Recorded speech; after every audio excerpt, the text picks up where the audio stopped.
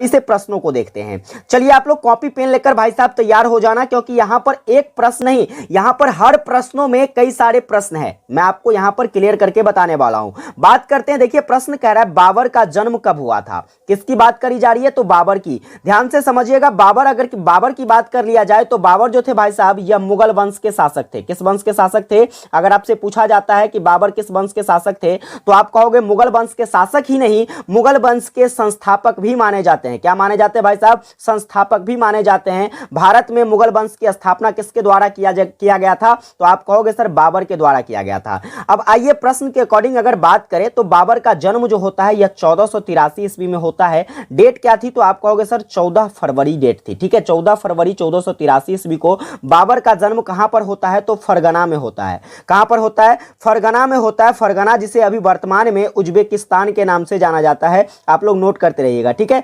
Uzbekistan के नाम से किसको जाना जाता है वर्तमान में, तो फरगना को जाना जाता है, जहां पर किसका जन्म होता है, तो मुगल सम्राट बाबर का जन्म होता है। अब जन्म के बारे में तो आपने जान लिया, बात कर लेते हैं हम लोग मृत्यु की। आखिर अगर आपसे पूछ लिया जाए कि बाबर की मृत्यु जो है, बाबर की मृत्यु कब होती है, तो आप कहोगे सर बाबर की जो मृत्यु है यह 26 दिसंबर 1530 ईस्वी को होता है। कितने को होता है, 26 दिसंबर 1530 ईस्वी को बाबर की क्या हो जाती है, मृत्यु हो जाती है। यह तो एक बेसिक डिटेल था बाबर से रिलेटेड, लेकिन देखिए आपके पेपर में ज्यादातर क्वेश्चंस पूछे जाते हैं बाबर के द्वारा जो युद्ध लड़े गए थे उस युद्ध से रिलेटेड। देखिए सबसे पहले अगर मैं बात करूं तो बाबर के द्वारा जो युद्ध लड़ा गया वह था पानीपत का युद्ध। कौन सा भाई साहब, पानीपत का प्रथम युद्ध। इसके बाद इसके द्वारा जो युद्ध लड़ा गया वह था खानवा का युद्ध। इसके बाद जो लड़ा गया युद्ध वह था चंदेरी का युद्ध। इसके बाद मेरे भाई वह कौन सा युद्ध था, तो इसके बाद था आपका घाघरा का युद्ध। ठीक है, ये 4 इंपॉर्टेंट युद्ध है जो कि बाबर के द्वारा लड़े गए और यहां से प्रश्न आपके पेपर में बनते हैं। इसका आप एक बार स्क्रीनशॉट ले लीजिए और देखिए हम लोग बारी बारी से सभी युद्धों को यहां पर डिस्कस कर लेते हैं। सबसे पहले बात कर लेते हैं पानीपत के प्रथम युद्ध के बारे में, तो आप लोग हेडिंग बना लीजिए पानीपत का प्रथम युद्ध। ठीक है, अब देखिए यहां से प्रश्न बन जाता है कि पानीपत का जो प्रथम युद्ध है किसके किसके बीच लड़ा गया था। अगर आपसे पूछा जाए तो आप कहोगे सर पानीपत का जो प्रथम युद्ध है यह बाबर और इब्राहिम लोदी के बीच लड़ा गया था। किसके बीच लड़ा गया था, इब्राहिम लोदी के बीच लड़ा गया था, जो कि किस वंश का शासक था भाई साहब, तो लोदी वंश का शासक था आपका इब्राहिम लोदी। ठीक है, और यहां पर देखिए एक प्रश्न बन जाते हैं कि लोदी वंश का अंतिम शासक कौन था, तो आप कहोगे सर लोदी वंश का जो अंतिम शासक था वह था आपका इब्राहिम लोदी, जिसके बीच में देखिए इब्राहिम लोदी और बाबर के बीच में पानीपत का प्रथम युद्ध जो लड़ा जाता है इसमें बाबर की क्या हो जाती है, तो जीत हो जाती है। ठीक है, और इब्राहिम लोदी इस युद्ध को हार जाता है और यह युद्ध इतना इंपॉर्टेंट इसलिए है कि इसी पानीपत के प्रथम युद्ध में जीतने के बाद जो है बाबर भाई साहब क्या करता है, तो बाबर जो है भारत में मुगल वंश की स्थापना करता है। क्या करता है, भारत में मुगल वंश की स्थापना करता है और इसलिए कहा जाता है कि बाबर जो है मुगल वंश का संस्थापक है भारत में। अब प्रश्न यहां से बनाए जा सकते हैं, देखिए कि किस युद्ध विजय के बाद, यहां से प्रश्न क्या बन सकता है, किस युद्ध विजय के बाद बाबर ने क्या किया, तो भाई साहब मुगल वंश की स्थापना भारत में किया, तो आप कहोगे पानीपत का प्रथम युद्ध। एक सबसे इंपॉर्टेंट पॉइंट आपको याद रखना है कि पानीपत का जो ये युद्ध है प्रथम युद्ध यह कब होता है, तो आप कहोगे सर पानीपत का जो प्रथम युद्ध है यह 21 अप्रैल 1526 ईस्वी को लड़ा जाता है। इसका आप स्क्रीनशॉट ले लीजिए और कॉपी में अच्छे से नोट कर लीजिए। अब आइए बात करेंगे इसके द्वारा जो युद्ध लड़ा गया था वह था खानवा का युद्ध है। स्टार लगाइए और हेडिंग बनाकर लिखिए खानवा का युद्ध। ठीक है, खानवा के युद्ध की अगर बात कर लिया जाए तो भाई साहब यह किसके द्वारा लड़ा गया था, तो एक तो था आपका बाबर और एक था भाई साहब आपका राणा सांगा। कौन था, और ये इंपॉर्टेंट है, बार बार पूछा जाता है एग्जाम में, इसलिए याद रखिएगा बाबर और किसके बीच में, तो भाई साहब बाबर और राणा सांगा के बीच में खानवा का युद्ध लड़ा जाता है, जो कि कब लड़ा जाता है अगर आपसे पूछा जाए तो आप कहोगे सर यह जो युद्ध है यह 17 मार्च 1527 ईस्वी को बाबर और राणा सांगा जो कि कहां के शासक थे भाई साहब, तो कहोगे राणा सांगा जो थे यह मेवाड़ के शासक थे। कहां के शासक थे, मेवाड़ के शासक, और इस युद्ध में भी क्या होता है, तो बाबर की जीत हो जाती है। ठीक है, इतने फैक्ट को आप अच्छे से नोट कर लीजिए। ठीक है, आगे बात करेंगे अगला युद्ध कौन सा था, तो भाई साहब आपका जो अगला युद्ध है इसके द्वारा लड़ा गया वह है चंदेरी का युद्ध। स्टार लगाइए और हेडिंग बनाइए चंदेरी का युद्ध। चलिए नोट करिएगा, चंदेरी के युद्ध की अगर बात कर लिया जाए तो यह 1528 ईस्वी में युद्ध लड़ा गया था,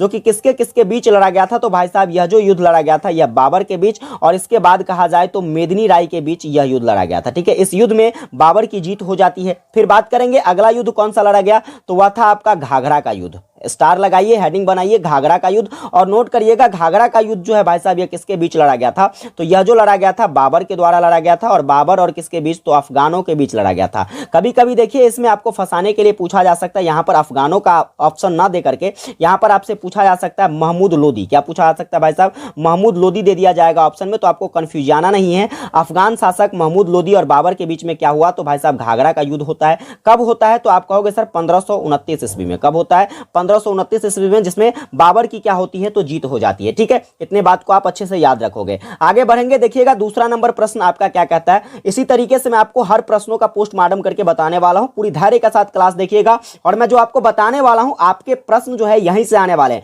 इसके बाहर एक भी प्रश्न नहीं देखने को मिलेगा। चलिए बात करते हैं। देखिए रामायण का फारसी में अनुवाद किसके द्वारा किया गया था, क्या वो वाल्मीकि थे, क्या वो अलबुर्नी थे, या फिर कहा जाए तो वर्णी, या फिर बदायूनी थे। तो देखिए यहां पर रामायण की बात करी जा रही है, तो सबसे पहले याद रखिए रामायण के रचनाकार कौन है। तो आप कहोगे सर रामायण की जो रचनाकार है, कुछ स्टूडेंट को इस प्रश्न में कंफ्यूजन रहता है।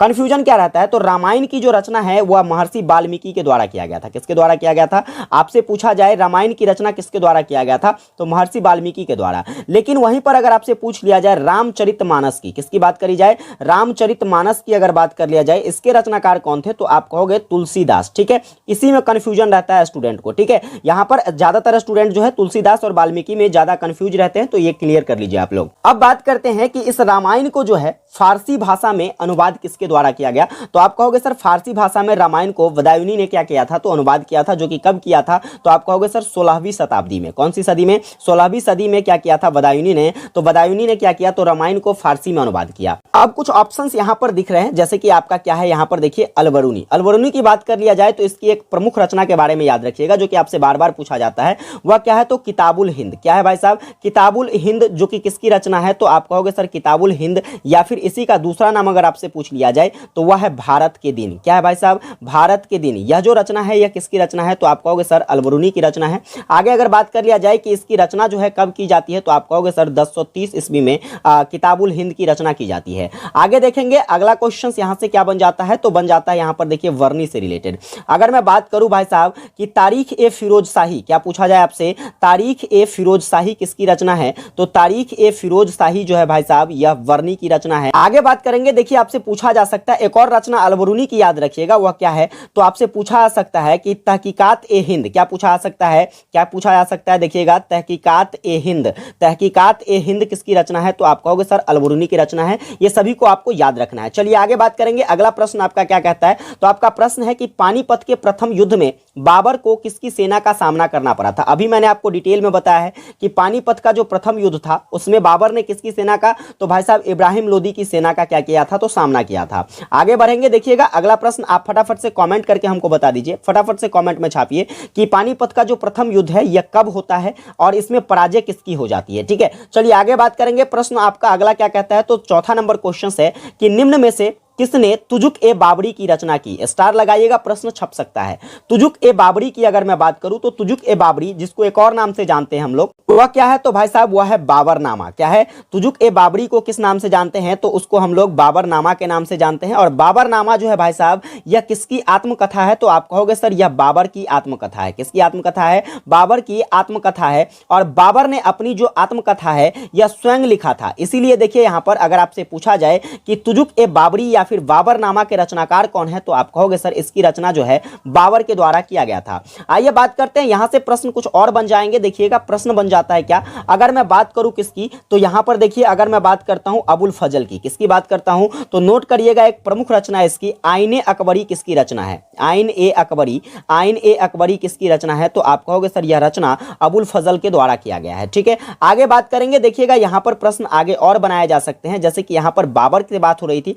अब मैं अगर बात करूं बाबर के पुत्र हुमायूं की, किसकी बात करूं, हुमायूं की बात करूं, तो चलिए नोट कीजिएगा हुमायूं की आत्मकथा जो है भाई साहब जिसका नाम क्या है, तो आप कहोगे सर हुमायूं की आत्मकथा जो है यह है हुमायूं नामा। ठीक है, और हुमायूं नामा को किसके द्वारा लिखा गया था, तो आप कहोगे सर हुमायूं नामा के रचनाकार जो थे वह थे कौन, तो गुलबदन बेगम। ठीक है, ये चीजों को आपको याद रखना है। चलिए आगे बात करेंगे। प्रश्न आपका अगला क्या बन जाता है, तो 5 नंबर क्वेश्चन है कि मनसबदारी प्रथा की शुरुआत, स्टार लगाइए, प्रश्न कई बार पूछा गया है पेपर में। और अब मैं बात करूं मनसबदारी प्रथा की, तो मनसबदारी प्रथा की शुरुआत जो है यह अकबर के द्वारा किया गया था। किसके द्वारा किया गया था मनसबदारी प्रथा की शुरुआत? अकबर के द्वारा। जो कि आपसे पूछा जाए कब किया गया था, तो आप कहोगे सर 1575 ईस्वी में अकबर के द्वारा मनसबदारी प्रथा की शुरुआत की गई थी। आइए बात करते हैं, यहां पर देखिएगा कुछ ऑप्शंस यहां पर दिख रहे हैं, जैसे कि शेरशाह की अगर बात कर लिया जाए तो शेरशाह के द्वारा जो कुछ प्रथाएं स्टार्ट की गई थी, याद करिएगा वह क्या है भाई साहब? तो एक तो नोट करिएगा पट्टा प्रथा, क्या याद रखिएगा? पट्टा प्रथा, और भाई साहब कबूलियत प्रथा। कौन सी प्रथा? पट्टा प्रथा और कबूलियत प्रथा जो है यह किसके द्वारा प्रचलित किया गया था? तो आप कहोगे शेरशाह के द्वारा इसे प्रचलित किया गया था। आगे मैं अगर बात करूं जहांगीर की, तो जहांगीर के द्वारा याद रखिएगा, देखिए मनसबदारी प्रथा में ही जहांगीर ने क्या किया था? तो एक प्रथा चलाई थी जिसका नाम क्या था? तो भाई साहब दो अस्पा, नोट करिएगा, दो अस्पा सिंह अस्पा। ठीक है, दो अस्पा सिंह अस्पा प्रथा जो है यह मनसबदारी प्रथा से ही रिलेटेड है, लेकिन मनसबदारी प्रथा की शुरुआत जो है यह अकबर के द्वारा किया गया था। और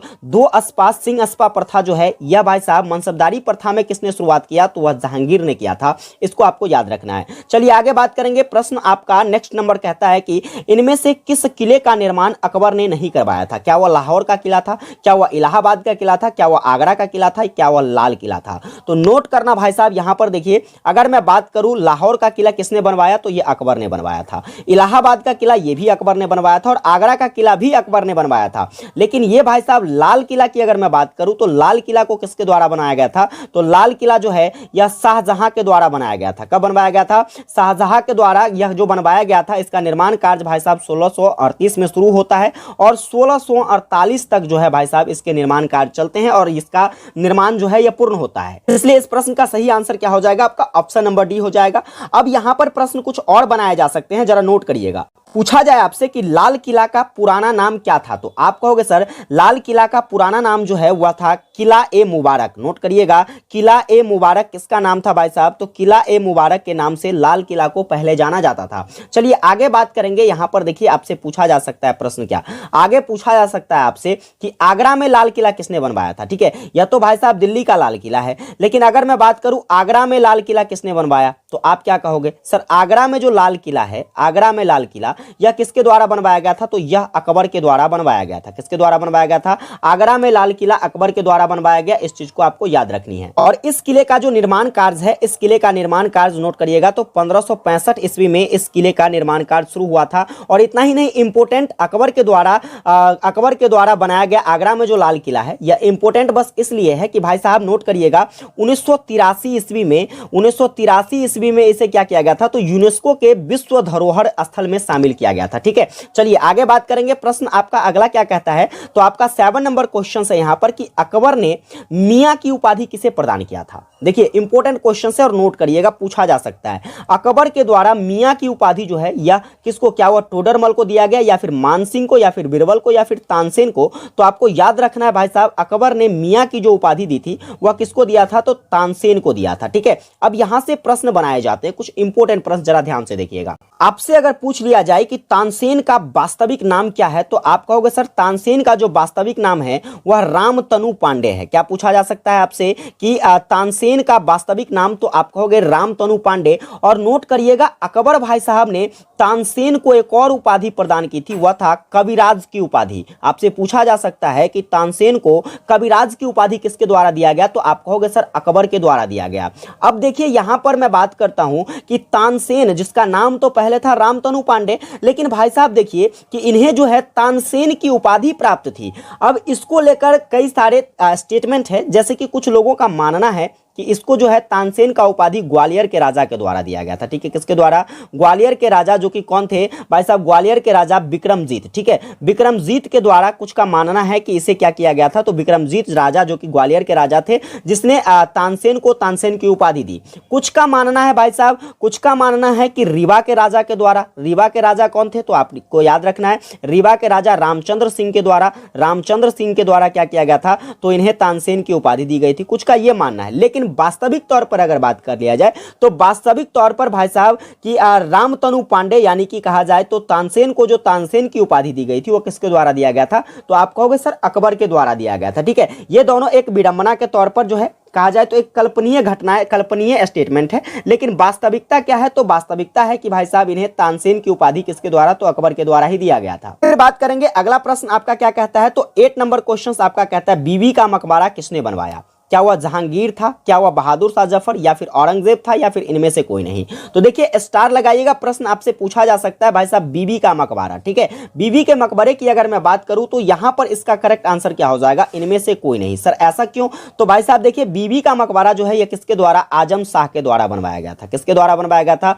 आजम शाह अपनी मां के याद में क्या किया था? तो अपनी मां के याद में बीबी का मकबरा किससे प्रेरित होकर? तो भाई साहब आगरा के जो लाल किला है ना, तो लाल किला से प्रेरित होकर भाई साहब इन्होंने भी अपने मां के याद में, आपसे पूछा जा सकता है किसके याद में बनवाया? आगरा का ताजमहल अपने पत्नी के याद में बनवाया गया था, लेकिन भाई साहब बीबी का मकबरा जो है अपने मां के याद में बनवाया किसने? तो आजम शाह ने बनवाया था। इस चीज को आपको याद रखना है। और देखिए बात कर लिया जाए कि यह किला जो कि बीबी का मकबरा जो है यह कब बनवाया गया? तो आप कहोगे सर इसको जो बनवाया गया था यह 1660 और 1661 के बीच में बनवाया गया था। कब बनवाया गया था? 1660 और 1661 के बीच में बीबी का मकबरा बनवाया गया था। आगे बात करेंगे, देखिए यहां पर आपसे पूछा जा सकता है कि आजम शाह जो थे इसके माता का नाम क्या था? तो इसके माता का नाम था दिलरास रासो बेगम। क्या था भाई साहब? दिलरास रासो बेगम, ठीक है, इस चीज को याद रखिएगा। दिलरास रासो बेगम जो कि किसकी माता थी? तो भाई साहब यह आजम शाह की माता थी, ठीक है। आगे बात करेंगे, अगला प्रश्न आपका क्या कहता है? तो 9 नंबर क्वेश्चन से भाई साहब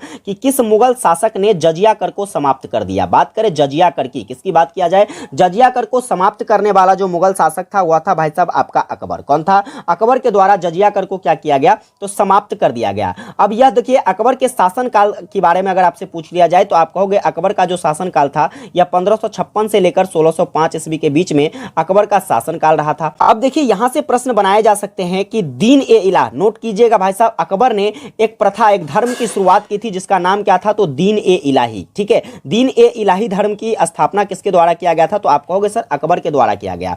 आगे बात करेंगे, देखिए यहां से प्रश्न बनाए जा सकते हैं कि गैर मुसलमानों पर जजिया कर किसके द्वारा लगाया गया? नोट करिएगा, इंपॉर्टेंट क्वेश्चन है। गैर मुसलमानों पर जो है भाई साहब जजिया कर किसके द्वारा लगाया गया? तो आप कहोगे सर कुतुबुद्दीन ऐबक के द्वारा लगाया गया। किसके द्वारा लगाया गया? कुतुबुद्दीन ऐबक के द्वारा जो है गैर मुसलमानों पर क्या किया गया? तो जजिया कर लगाया गया था। वहीं पर आपसे पूछा जा सकता है कि ब्राह्मणों पर जजिया कर किसके द्वारा लगाया गया? तो आप कहोगे सर ब्राह्मणों पर जजिया कर जो है यह फिरोज शाह तुगलक के द्वारा लगाया गया। किसके द्वारा लगाया गया? फिरोज शाह तुगलक के द्वारा क्या किया गया? तो ब्राह्मणों पर जजिया कर लगाया गया था। आपसे पूछा जा सकता है कि जजिया कर को जो है पुनः किसके द्वारा स्थापित किया गया? यह प्रश्न इंपॉर्टेंट है, बार बार पूछा जाता है कि जजिया कर को जो है पुनः किसके द्वारा लागू किया गया? तो भाई साहब आप कहोगे जजिया कर को पुनः जो है औरंगजेब के द्वारा लागू किया गया। किसके द्वारा लागू किया गया? औरंगजेब के द्वारा। आइए बात करते हैं आखिरी ऑब्जेक्टिव क्वेश्चन जो कि क्या है? 10वां ऑब्जेक्टिव क्वेश्चन आपसे पूछा जा रहा है कि किस मुगल शासक ने मुगल राजधानी को आगरा से दिल्ली स्थानांतरित किया? तो बात करें किसकी? तो बात करें भाई साहब दिल्ली की राजधानी जो कि पूर्व में आगरा थी, और आगरा से दिल्ली किसने ट्रांसफर किया? तो यह ट्रांसफर करने वाले थे आपके शाहजहां, ठीक है। यह कब ट्रांसफर किया गया? तो आप कहोगे सर 1638 ईस्वी में इसका स्थानांतरण किया गया।